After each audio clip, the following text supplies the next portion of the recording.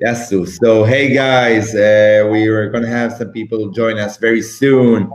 Um, so what's going to happen right now? We have Dr. Natasa Christou and Lihee Shkular. I said it correctly? Skuler. Skuler, exactly not. Skuler. Skuler. Okay, I don't know why I say it like that. Anyway, so this is going to be a super important. I'm really big in impact because I believe that every business that builds a community becomes an impactful community. But very much like community, impact is a word thrown around too much and not explained enough. And people, impact is important, but just throwing it around like the word community just doesn't just abuse the word and the meaning of it. It also abuses the way you can achieve it and the companies who really try to get there, because it also, I think, hurts many times investors or people that want to get back on board and say, oh, this is a social impact initiative or social impact community. That's not true. And that's why I think we should have this great panel about how to do it right, what social impact communities, how do they do it? And also there'll be a lot of practical, I think, insights and tips and hacks, like joining the Gita community, that Lihee Shkular founded. I don't know why I'm saying it in a funny accent. I don't know, like, I'm totally tired. This is like session number 40 plus. Philippe. Okay, so we have Tel Aviv, Berlin, yeah. And I'm back. We have also that we're missing? We're missing Ludmila. Ludmila from? So from Helsinki, Finland. Amazing. It's like a Eurovision, actually. Yeah. Hello, Germany. Hello, Tel Aviv. Just without the community. I don't know if you know it, but like in Israel, we call the gay community like the community. Like the community to be in is the gay community. Yeah. Amazing. What is? So we'll let Philippe be on the phone, and maybe we'll have any traction for somebody to join in a second. Let's see what's happening in the main join session with the Finnish Business Illustrator. Mika, great. No. Okay, so we're going to start with you guys. I'm going to hide myself. Natasha's going to lead. And take it away, Natasha. Wait, I'm going to put you with me, like here, because you're a facilitator. And bye-bye. Bye-bye, Mike. Hello, everybody. Hello, Lihi. Hello, Philippe. I will be moderating the panel. For those who are joining now, we are going to be focusing on the social impact communities. This is going to go really about the keywords around social innovation and how tools of entrepreneurship and technology can take the leap to create things that matter. I would just take the first few minutes to say welcome and give you a few minutes to introduce yourself for those that they'll be looking forward to listening to your later speeches. So maybe I should start with the ladies. Lihi, do you want to say a few words about you? Can you hear me? Yes. Okay, hi. So yes, my name is Lihi. I lead a community called GITA, which is a Global Impact Tech Alliance. And we're really looking to connect anyone doing tech innovation for the SDGs and the ecosystem around them to really do it in the best way possible. I'll tell you a little bit more about GITA down the line, but just a background, I come from the world of impact investing. So I've come from the investment background, worked with a lot of social entrepreneurs and impact and proper companies in Africa, Europe, and the US over the past 12 years. Amazing. Philippe? Great, yeah. Hi, my name is Philippe. I'm one of the co-founders and managing directors of Leaders for Climate Action. And about 1.5 years ago, I decided to leave my old company that was a normal for-profit company, and I decided to commit everything that I can give to really building a community that really tackles the climate crisis and leads by example. And I'm really looking forward to share some more information about this later on. Pretty amazing, and I'm really amazed by the fact that this decade is helping so much the people working with the social impact, because due to the climate crisis and the sustainable development goals, now there is a big alignment around social impact and sustainable development. Maybe it's something that we can discuss later on. So maybe it's time to also introduce myself. My name is Natasa. Without the doctor, usually I go with the trouble. I'm based in Nicosia in Cyprus, and I've been around the startup world for 10 years now. I started my first own startup 2013 on a period in my country, which is more, we didn't have enough of an ecosystem. So I've been working around building communities. Since then, I started online, and the biggest challenge back then was how you convert the impact towards financial potential. And now I centralize around consulting firms who make money on how they can work around this sustainable agenda. And today I will be focusing on presenting one of my newest babies, Gardens of the Future, which is a collective initiative working around climate action and sustainable development. I'm not sure if we kind of solved any issues to reach out to Ludmila from Helsinki. Maybe it's an internet issue or a technical issue, or Mike? I had some problems to join, so maybe she's facing the same, but maybe she will make it.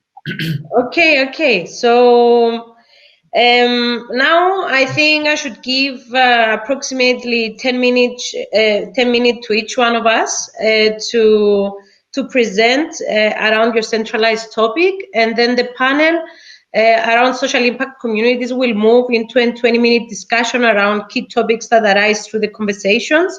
And I think that discussion between us can actually help, and we can take also some Q&A from the audience, if there is any there. So Ludmila was supposed to be first.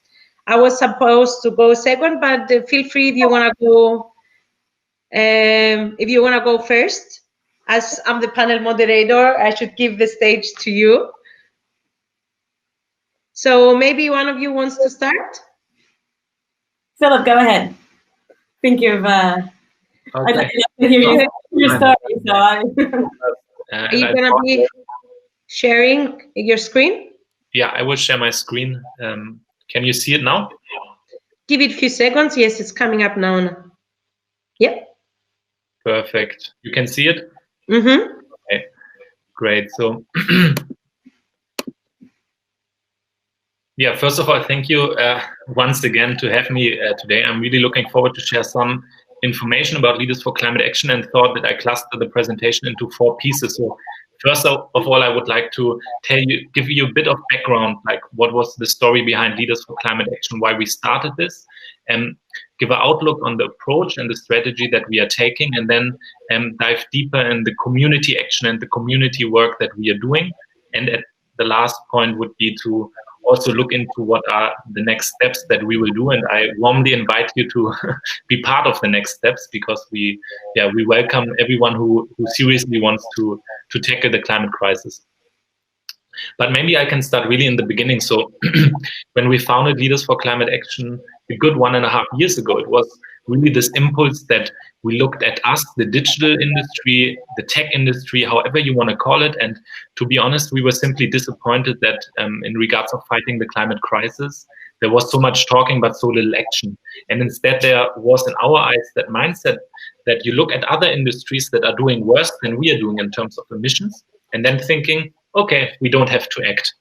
And we believe that is wrong, because we believe that us, the digital industry, we are playing a very unique role in this transformation, because we are by character so good in transforming everything that we are doing from A to B in a very fast and efficient way. And also we are the ones that most of the time develop the solutions that are needed to make the turnaround happening. And out of these thoughts, this big idea was born to say, we need to create the first ecosystem that more or less completely turns climate neutral or even climate positive, and at the same time brings abroad growing healthy organizations. And we believe that we have to be the first ones. And if we manage to enable this, we have the effect that we push politics and other industries to follow our example and really make climate action a mass movement. And that's really the approach that we took. And when we then looked at the market, we noticed that there is in our eyes a very important player missing, a neutral organization. And that is why we founded Leaders for Climate Action as as a non-profit organization, a neutral organization that is simply accelerating the speed of transformation without any commercial interests. And the way we are tackling it is to say, if we want to turn around the ecosystem, we need to talk to the decision makers of the biggest tech companies, the biggest venture capital companies, and the biggest green tech companies. And first of all, we have to win these people on board for this big vision. And that is why we are talking to these decision makers. And we need to tell these people that the vision that we are talking about to really make this change happen, we need them in, and we welcome them to the community of like-minded people, and we kind of help them out in terms of feedback for the strategy, but also kind of finding the first ways in terms of implementation. But what was really important for us was to say, if you join, you need to bring a commitment. You need to actually promise that you will change what you are doing. And we wrote this down in something that we call a green pledge. And this green pledge is mandatory for everyone who joins our organization. And the green pledge always starts with you and you as a person. And the first step is to measure your carbon footprint. You need to actually actively reduce your carbon footprint by changing your behavior. And besides of reducing, you need to offset everything that cannot be reduced, because we believe the people right now who come from a very privileged part of the world, we need to reduce and offset at the same time. That's our duty, or at least that's what we believe at Leaders for Climate Action. And after the personal pledge, that to be honest doesn't take so long, there is a second commitment that gets more interesting. And this commitment is the company pledge. And here actually the exact same happens, but on company level. You need to measure, reduce, and offset your carbon footprint. And one of the things that I think we did good in terms of a decision that we took in the beginning, we said for the company pledge, we need to create a new community. We cannot just stay with the managing directors or founders. We really have to find a new group of people.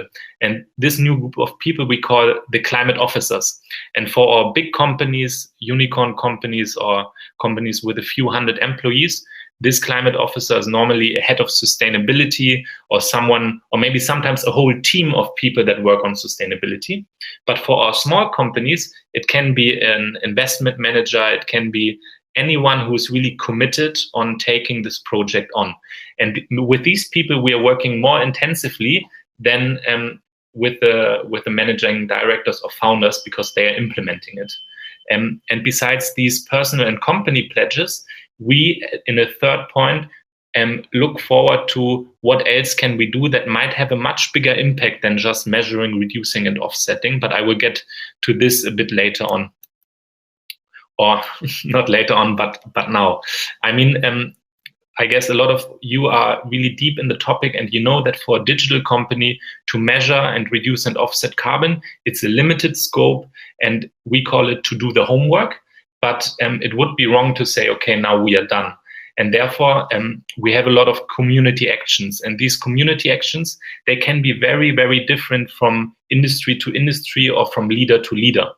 It could be that these people are very well connected in politics, and they can try to put pressure on politics in a positive way to change something. It can be in finance, but it can also be in the B2C sector, or trying to understand how you can make pressure on your partners to put things into place. And as these things now were a bit like broad, I would like to take you to the two big community actions that we managed to do or that we did in the past year, or are planning to do in Q1. And the first one is our venture capital clause. And this idea actually came up in a kind of community onboarding. And the idea was to say the impact that a venture capital company can have is actually to influence the companies they invest in and also the companies that are part of the portfolios. And what we did is we wrote down a clause that is put into the shareholder agreement and before in the term sheet.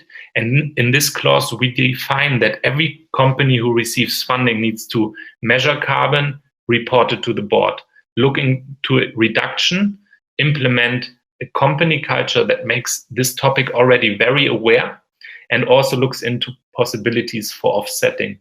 And after we wrote the sustainability clause and got, I think, two of the biggest venture capital companies from Germany involved, who said, we will do this. This will be part of our new kind of contract for investments.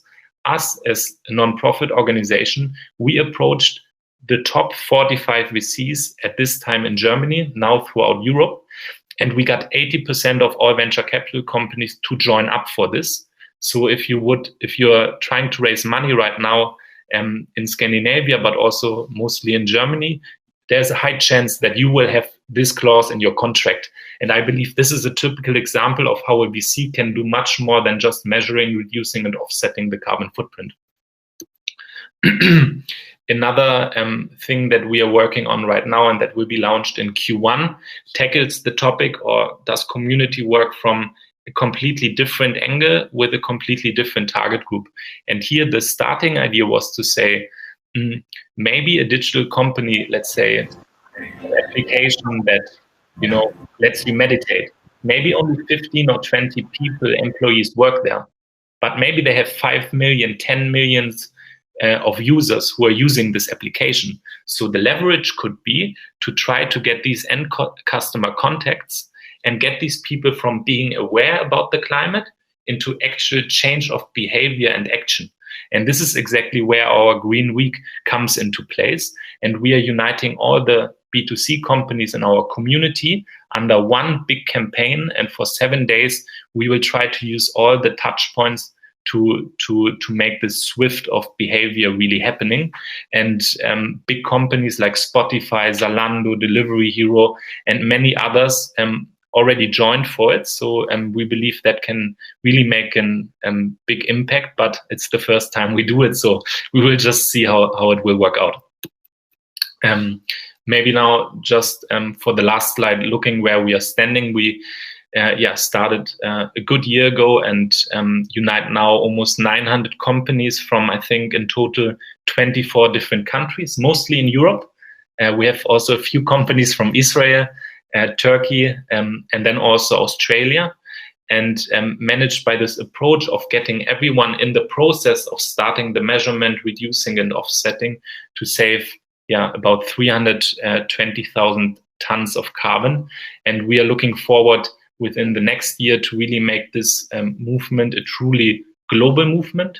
And we are planning to do it not only by ourselves, but we really want to open up the technology and the brand and everything that we have built to founding groups in different countries and continents to really take this idea and put it into life with us. That is the approach that we are taking. And now coming to the last slide.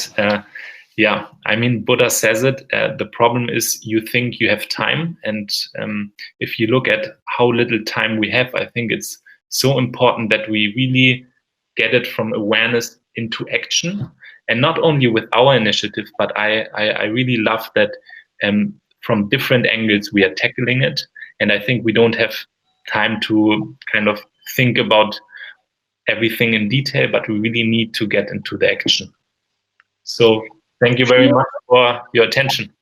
Philippe, thank you for the very brief and very insightful information around what you do. I think what evolves around climate action and this whole notion of scalability, of identifying something local and taking the leap to see how this can evolve into a global network, it's a very important task that we can later on discuss further. I want to take the chance now to welcome Ludmila from Helsinki. Ludmila, are you with us? She's our fourth speaker. Welcome. Yeah. Hi. Hi. Nice to meet you. Nice to meet you too. We did a brief introduction around who we are, and we started focusing on the presentations. I was wondering if you want me to give you the floor to introduce yourself and probably give you the time to present now your presentation. Do you think you're ready? Sure, thank you. First of all, please let me just fix you. I'm not from Helsinki, not yet. Okay. in the future, in the nearest future. But right now I'm in Berlin, and I'm from Israel, and I'm founder of a digital platform designed for local communities named Be Near, where people can collaborate physically. And as a summit all about community, let me please just introduce them, or maybe to speak about kinds of communities. Yes, And Mike. Hey, Ludmila, can you use earphones? Do you have some kind, because we hear you with a lot of echo and all kinds of background sound. just a moment. And I have some issues with connection. Okay, I think it's also earphones and stuff like that. So if you could, great. Sorry, I had to interrupt because I really wanted people to enjoy Ludmila, and she's great, but the sound was a bit problematic. So I'll hold myself and stop doing trouble and balagan. Is this the time we say a joke, or is this the Yeah, time? always. It's always a good time for a joke. I don't know if we should give some time to Ludmila, or maybe move and then come back to Ludmila. Maybe Lihee? Your microphone is mute. Sure, I'm happy to jump in and give Ludmila some extra time. Let's see if I can share this time. Let's give Ludmila some time to sort out the sound, and we can move on to you. Just a minute. So we had some struggling sharing my presentation. I'll give it another chance, and if not, we'll just continue without one. Yeah, it's not appearing. Okay, so I'll give you a couple minutes background of where I'm coming from. Oh, wait, Lihee, you have my mic. I'm gonna add my email here in the chat. Just use it and send me the presentation, and I'll present for you. Okay? Very but cool. you can do an introduction by the time you send it to me. So I'm gonna add it here. It's gonna be erased after the session is ended anyway. But anyway, anybody in the summit, I'm happy to give my email. Okay? Just send it, and I'll share it in a few minutes. Perfect. So wait. So should I start meanwhile? Yeah, you can start in the meantime, or talk and send it until Ludmila joins. I'm checking the email. Did you send it in the chat? I sent. Yeah, don't you see the chat? You send it on the feed. It's the one, the feed, the one that's more slashed. You have one in the center, which is the general chat of everyone, and we have the chat. Great. Okay. Okay. Wow. See it. Yes. Got it. Okay. So now that we have all the technical issues, so I wanted to tell you guys, following up on what Philippe was talking about. So I've been I was started as a young person, as a teenager, as a climate activist, an environmental activist, nonprofit, political things, and got really into it. But to the point where by the time I was 20, I think I was already 6 or 7 years really active, and I already got disillusioned. And I realized this is not the path I'm going to take, really, because there always was the excuse of money. You know, yeah, this is all nice, but this is not how the world works. You either do good or you do business. And I realized, okay, I'll study economics and understand how that worked, and started a whole career in finance and economics, investment banking, the whole deal. Moved to Berlin, I was just telling you guys before, and then to Europe, and started working in this field, but really always caring about global issues, and entered the world of international development. So I wanted to work in like the World Bank and IMF and those kind of issues. And during my studies, my grad school studies in the US, when I was looking for a world where I can combine those two passions, I came across the world of impact investing. And impact investing are investors that invest properly. They're looking for a profit, and we'll talk about it in a minute once we have the presentation. But But these guys, in addition, and it's really important to remember that it's in addition to all the stuff that typical investors look for profit, they also look for measurable financial return, impact or environmental return. And there is a whole methodology around how to measure if something is impactful or not. And it's really combining the world of the public sector and the social sector with the private sector, saying that you don't have to choose between doing good and making a profit or doing business. And so I was really excited about this whole industry, and I joined a fund called E&Co, which was one of pioneer funds in the impact investing world. And we invested in access to energy solutions in developing countries. Just a moment on that, just so you guys know what I'm talking about. So about 2 billion people, or anywhere between 1.5 billion and 2 billion people around the world are not connected to electricity. So they're in the dark, literally. If you add that to other energy problems, like about 4.5 billion people that do not have access to modern cooking solutions, which seems like a small thing, but that means all their meals. We have 3.5 billion people that all their meals are cooked on firewood, and 4.5 to 5 billion people if you include all the people who some of their meals are cooked on firewood. And this is a huge segment of population that we generally just ignore and say, oh, well, there's nothing we can do here. And if there's anything we can do, it's the public sector's issue, or it's humanitarian aid. You can go and help these people. But what we really saw is that if you understand these issues and really understand the problem, you can actually address some of these issues, not all of them, of course. So the business models we're talking about are like people selling solar home systems in these dark village through a financial model or a business model that makes sense, and so help these population kind of leapfrog over the stupid things that the industrialized nations have done, like create giant coal factories to create energy and then cross the entire countries with grids where 30% of that energy is lost just by the distribution, and have decentralized clean energy on every home. So we were doing this. I spent about 6 years with this fund, first in New York, then in Amsterdam, around setting up a new fund dedicated only for Africa. Since this was a global agency, they had operations in 50 countries around the world. And, oh, we got my presentation. Yeah. So you can scroll down a bit. And all this to say, I started really understanding the model. You can stay with the challenge there because we haven't gotten to Gita yet. I started really understanding the model of impact investing and the business models that can maximize both things. And I'll talk about it just in a minute, in a couple of minutes.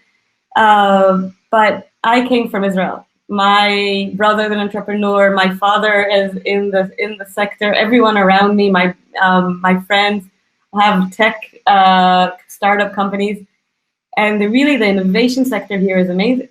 And I would come visiting from the bush in Africa with this new model where you can do both to really maximize your impact and your social change or environmental change and your profit.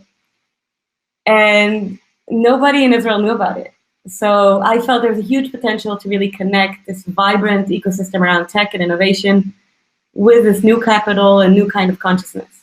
And I returned to Israel. I left the fund after a few years and have been kind of on the line between helping set up this ecosystem here in Israel over the past 5 years, and meanwhile working a lot with the climate finance industry in Europe and the US. So I worked a lot with the EU and GCF, which is a giant global fund for climate solutions. And slowly, I worked with, I heard more and more people like the leaders for climate action coming up and saying, wait, how is it that all these other industries have started looking at their responsibility and started changing their behavior, and especially the financial industries, but venture capital, and here's where I agree with you, and the tech world is still far behind in their understanding of their impact. But slowly you saw more and more people entering this world. And what broke my heart is that a lot of passionate kind of entrepreneurs would come up with a solution which is beautiful and has a great financial potential and a huge impact, and they could not raise money. They cannot raise money. At one point, I found myself, and I mentor a lot of entrepreneurs. I'm in multiple boards of startups. I found myself telling them, well, you have three options. You can either leave the country and find a market, more specific market where there is impact capital. You can give up, go bankrupt, or you can lie. You can talk to your investors and just eliminate anything you want to do about social change, or you could talk with the impact people and eliminate everything you want about profit or tech innovation, because impact investors traditionally, about $1 trillion in impact investing, it's less than 1%, actually a tenth of that goes to venture capital. So of all that $1 trillion, hardly any goes in to support early stage or tech innovation for the SDGs. And as you see this issue back and forth, you see the impact investors going on, I don't want to. And you see the venture capital saying, this kind of issues, your impact investor friends could do it. And so we really realized that there is an issue of getting the critical mass to start changing their behavior. And the most exciting thing was there are a lot of organizations and accelerators and VCs that are starting to enter the sector on their own, but they're alone. They don't realize that there are many people around the world that have gone through this journey, that have learned a lot, that have created the matrices, and they waste so many resources, time and money to start figuring out the starting base, which is what we already know about how to do it. And so our solution, and we founded this organization a few months ago, was to actually connect everyone in the impact tech space, the ecosystem, and that's the basis of GITA. We really want to see this sector go from $1 billion in 2019, which is really nothing. This is globally, to $50 billion.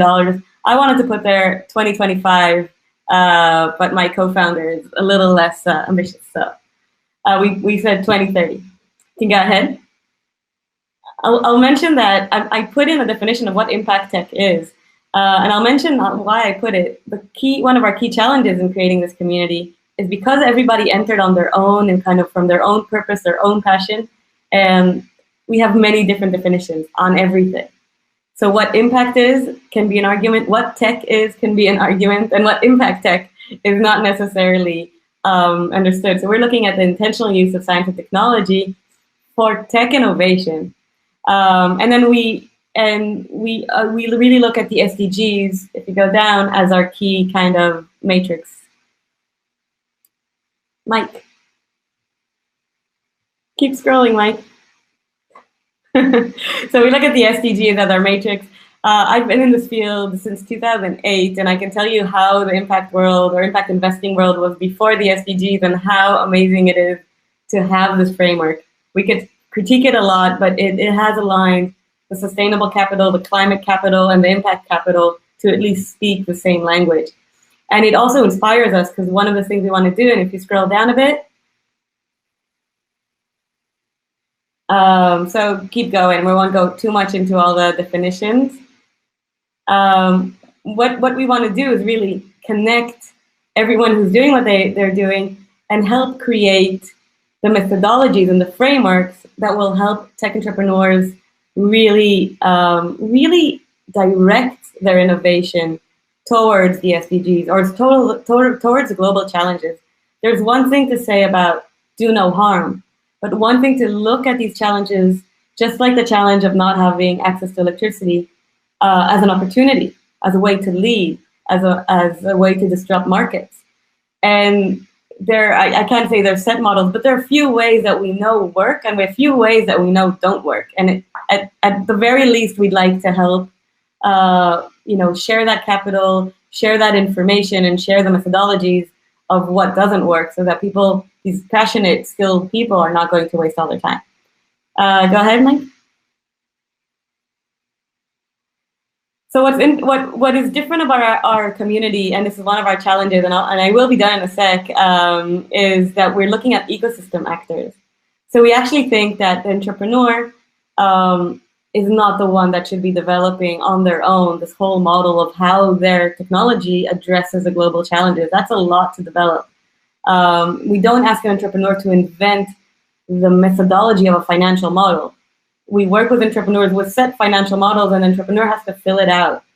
And today, the burden is on entrepreneurs, and I think the burden should be on the ecosystem players, the VCs and the accelerators and the public sector actors that are promoting this, and the larger corporates and the financiers that are nonprofits. We should be aligned. What does it mean to move the needle when we're talking about early stage technology? And there are a lot of technical things around that, because we will find different databases putting one startup as a very high impact startup or climate tech, and another database, another organization would not put that same startup there. That alignment, miscommunication inside the sector, it hurts the startup, it hurts everyone, because no one could really work together. We don't really understand the criteria and the methodologies of what we're trying to do. So we're really an ecosystem. We say, it takes an ecosystem. An entrepreneur doesn't exist on his own or her own. Go down. You can keep scrolling. And we'll stay here. So basically, Gita has 3 levels of activity. One is the community side, which is really about creating both content and solutions for what our inner circle, what we call natives. Natives are people who went through the journey. Nobody was born into the sector. They were on one side and they moved. They felt the sector that we're in was not enough, was not whole. So anyone who's made the journey and is now full on working in impact in tech as a native, and we first of all want to connect, they're our first community, want to connect them. We're creating working groups that actually are trying to address some of the gaps in the ecosystem. We have regional activities in Germany and Finland, which is funny. We have both countries here in our panel, and we're starting also in the UK, in Australia, in Nairobi, and that's the first community level. The second community level is what we call the migrants, the people who are on their way from the journey. There are thousands and maybe hundreds of thousands of people super interested about tech innovation and measurable impact and significant impact. And for them, we're trying to collect the insights from the inner community and spread them and have a conversation on the different topics, on the different issues, and help them join us. Our other shared activity is around data and data collection and research. And the third arm is really helping bigger corporations and funds, actually. So we support VCs as they go through the transformations themselves. We support them in an open source, transparent way. So that's just the essence. If we scroll all the way down to the last slide,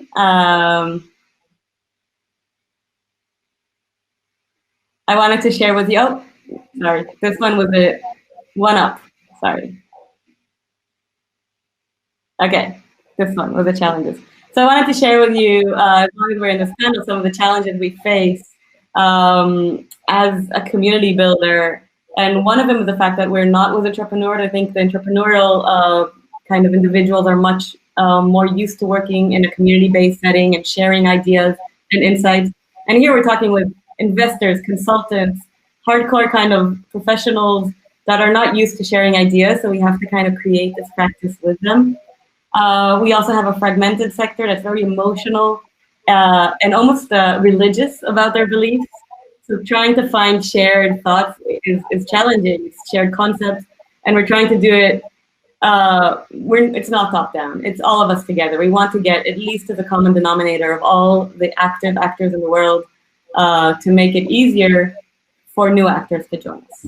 So these are a few of the challenges, and I hope to have a chance to talk a little bit more about that later.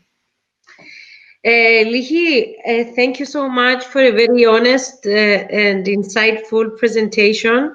I think you raised up a lot of topics that we can take to the end discussion, relating to impact investment, relating to the methodology, and relating to shifting the mindsets and speaking the necessary language to kind of get things distributed. I'm not sure if we're running out of time or in time. No, you can have a few, like until 10 minutes too, and then okay. a few minutes buffer to go to the next session. But we had Ludmila here, and she sent me her presentation, and I downloaded it. And where's Ludmila? I lost her because I was on the presentations, not on the window of here. That's why. Sometimes I'm not exactly with you on the same page. Mike, since we're running a bit late, I would suggest to spend less time on the presentations and more time on the discussion, as I think the discussion could be more insightful around the topics of. I'm with that, but I will eliminate my time. I will eliminate my time down to like 4-5 minutes. And if Ludmila is available, we can do that also. Okay, so go ahead. Shall I go ahead? She just wrote a mail that she has very bad problems, but she's still trying. So let's see if persistence. It's a key important. So maybe then I should jump in and yeah. Okay. So I'll try and keep it short and sweet.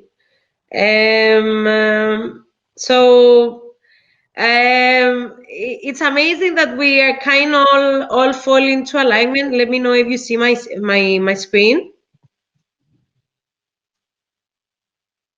Is the screen available? Yes, we see it. Okay, good. So it's amazing how we are all kind of alignment, but we're like tackling the same topics from different perspectives. So I think we kind of all focus around accelerating sustainability and trying to utilize any resources. So this is what I call design what matters. Either you're coming from the finance perspective, or my background is an architect, but I combined architecture with business. And this is where I focused the last years, training people into impactful entrepreneurship. And I want to go back to Lihee's point of view, where she talked about the impact investment combining impact and finance. This is what I call shared value. So it's how you can actually combine the two. And I want to talk about the latest initiative I started in Cyprus, not as a way to present the project, but as a way to demonstrate a methodology that we can put into discussion and focus forward. So Gardens of the Future is a collective initiative that started against all the odds during the COVID lockdown in spring, along with 7 other amazing entrepreneurs in Cyprus. The Gardens of the Future is a movement that we started in the central capital of Nicosia, initiating a garden, a literal garden, but also a metaphorical one. So the point of this garden is to bring back and revive this notion of the neighborhoods. And we really believe into the future power of neighborhoods into cities. And the point is to cultivate not actually the garden as a platform to grow your own food, but actually use it as a platform where people could meet, coexist, share experiences, get educated. So it's more like a green cluster incubator where we teach people around sustainability. We really started, usually impact could take like different forms. We started from zero, setting up the team and setting up a simple website, sharing this initiative out in the world. Happily getting involved around the strategy of how we should expand. We won Climathon. We've been nationals around Climathon, which is an international competition finding solutions around climate change. And we were also the national winner around Pusulas, which was a community platform funded by the World Bank, funding the best idea around communities. So these two gave us the green light. We started from here, a space around 1 plot in the heart of the capital. Let me put you in context. The capital doesn't have gardens, so actually finding this space, it was like kind of unique. So 15 people started pre or COVID to clean up the space. And these 15 people became 400 within a month. And again, let me put you in perspective with the numbers. Cyprus is a country of 1 million, and the capital just has like 25K people. So gathering 400 people within a month around this initiative was a big thing, and it was island-wide. And the important part is that we kind of reverse the approach. Usually when you have a business, you find the property you want to develop, and you develop the business, and then you open up the doors towards your community. So instead of doing that, we reversed the engine and we reversed the strategy. We said, let's start with the community, and we will slow down the process of implementation. So we built with the community, and we try to combine in the methodology the support of the government and the support of enterprises, using the excuse of a common vision. So what connects this community, enterprises and government is what Leehe also mentioned as the ecosystem, is what I call the network. So I want to share, like, I don't know if I'm able to, I will be brave and share a video in our conference, which was our last initiative 2 weeks ago.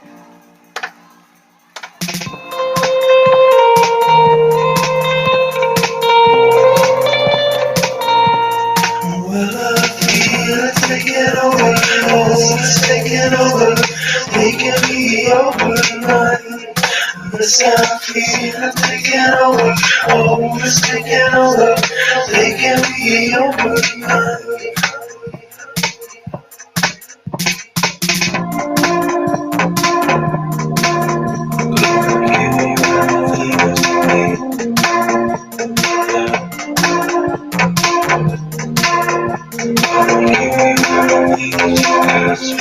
She is wrong,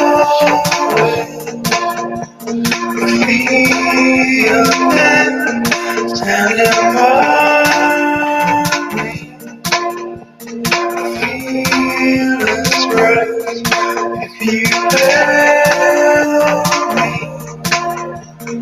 Get away, I will never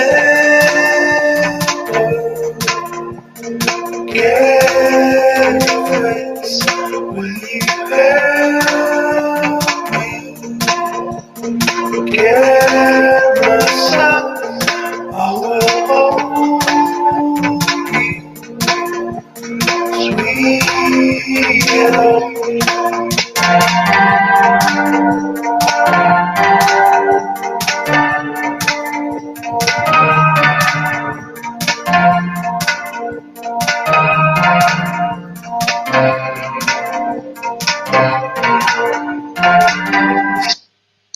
So what I would like to close on, it's few key points that we can take forward. This project, it's not about Cyprus, it's about finding a model that it can be scalable as a methodology. This space, it's not a common co-working or supporting incubator. It's supposed to focus on this idea that the future of workplace is focusing on the neighborhoods. So how you can activate the neighborhood cell from city to city, it's very important. So we kind of set up a strategy on how we do that. So it starts with community initiatives that they can bring traction to the neighborhood. Then it expands to the building services. It depends on the case, but in our case, we try to combine different things. One building focuses on how people can build physical things together, so it's in the model of a makerspace, and the other buildings are supporting the educational and the production part of the community. But the most important is that it's not focusing on the building, but actually the network. So how you bring in key stakeholders, how do you engage with the government, how you start collaborations either within the country or within the region, since everybody's dealing with the same things. It's a very important aspect. So lessons learned coming out of this, I will stop sharing, and I will go back to I will go back to my face and give some food for thought. So if Ludmila is not with us, we can jump to the discussion.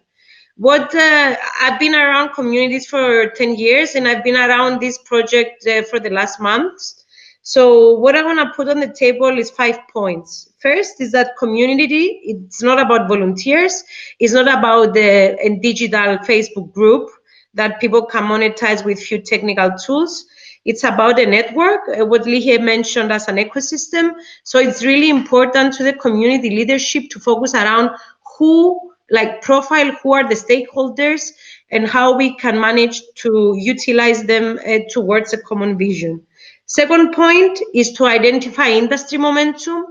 Again, I've been working out on communities for many years, but it took some COVID and people growing their own vegetables in their balconies to kind of spark a huge movement in my country. And I think this applies to other countries also.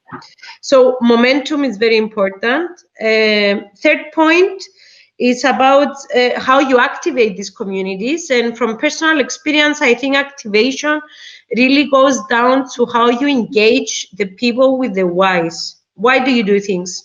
And this is very important.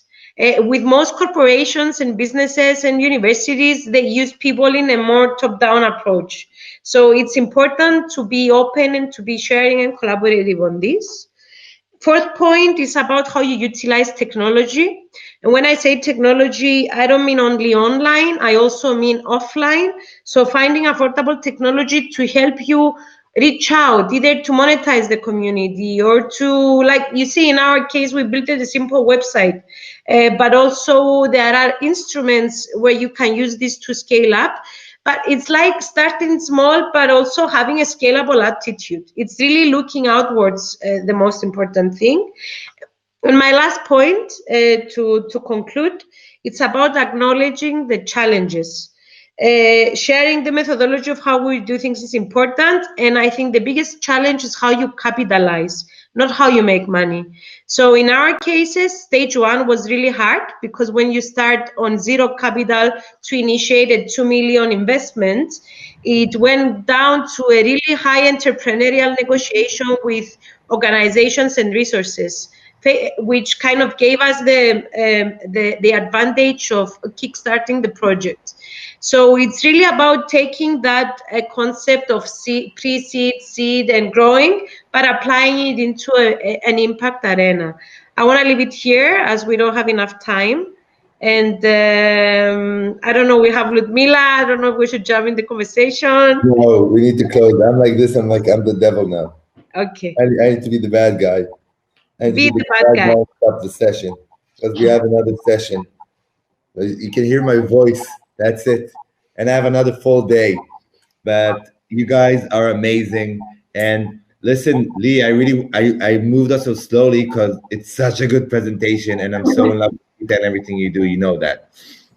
I'm always like, I was flirting with moving maybe social impact, but there's not enough people, I think, in the community that really do things that are explanatory enough. And even though community is a fluff word, we need to have like you and social impact. Even though other people want to do social impact, not enough people do things like Philippe, like Natasha, all about, you know, very concrete programs with actions and plans and time frames and frameworks.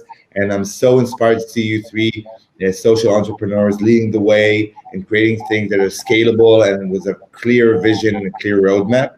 So thank you so much, everyone. And I'm sorry we couldn't get you on stage. She wants to do things like that. So here your inspiration is to Elino from Be'er Sheva, which is amazing for me because I love Be'er Sheva and I want more social entrepreneurs there. And that's it. We'll have to cut away. Any last word maybe before I close the session? Lihee? Thank you for having us, I guess. Yeah, thank you.